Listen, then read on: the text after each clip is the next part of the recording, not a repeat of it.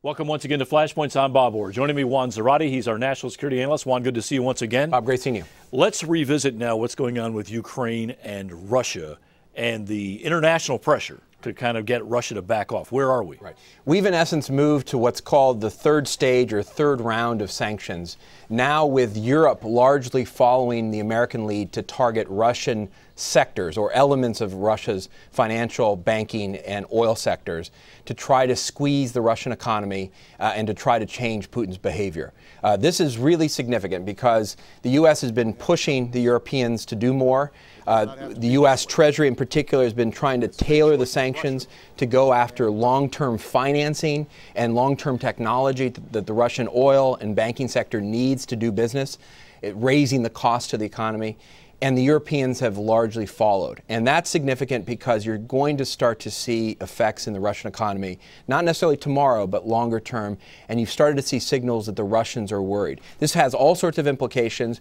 And the fundamental question at the end of the day, Bob, you may want to ask me is, does it even matter? Will it change Putin's behavior? Will it change what's happening in Ukraine?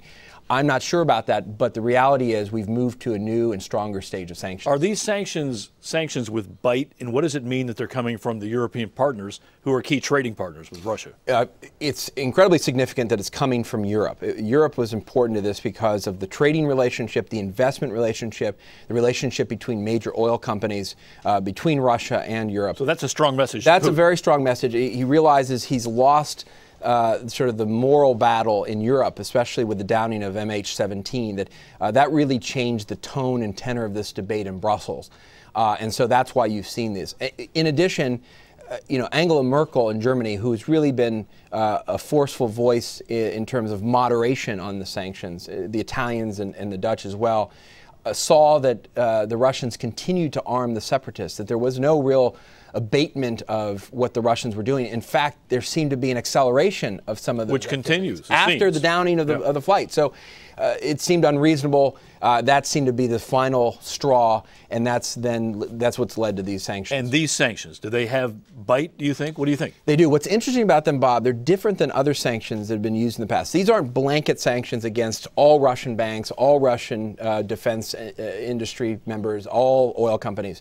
What the U.S. has tried to do is to preserve ongoing contracts and activity, in part not to hurt U.S. companies that do business with them, not to hurt European companies, but to focus on future financing and future transfers of particular technologies that in particular the oil companies need.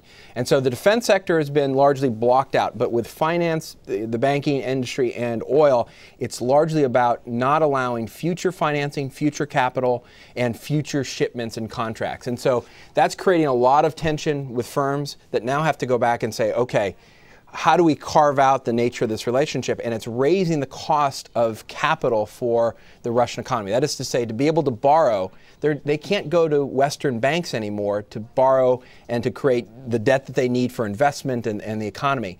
That's a hugely significant step. And it's not one that translates easily in the short term, but it's one that's going to raise the cost in the long term for the Russian economy. And just quickly, as we wrap this up, can Putin hold tight here? I mean, is there a way that he can make up for what he's lost with the sanctions? Well, it's a great question. I think he's going to come under some internal pressure longer term from some of the oligarchs whose interests are going to be hurt. The Russian economy has already been slowing. If it goes into negative growth, that's going to be a difficult position for him to be in.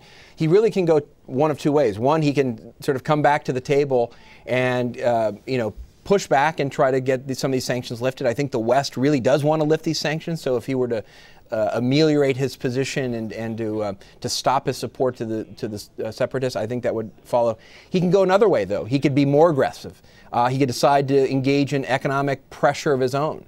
Oil and gas is critical still to Europe. Winter is coming.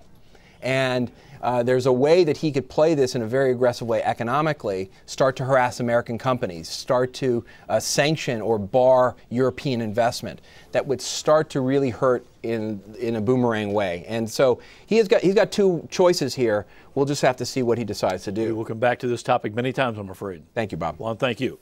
And thanks to you for watching Flashpoints. I'm Bob Orr. We'll see you next time.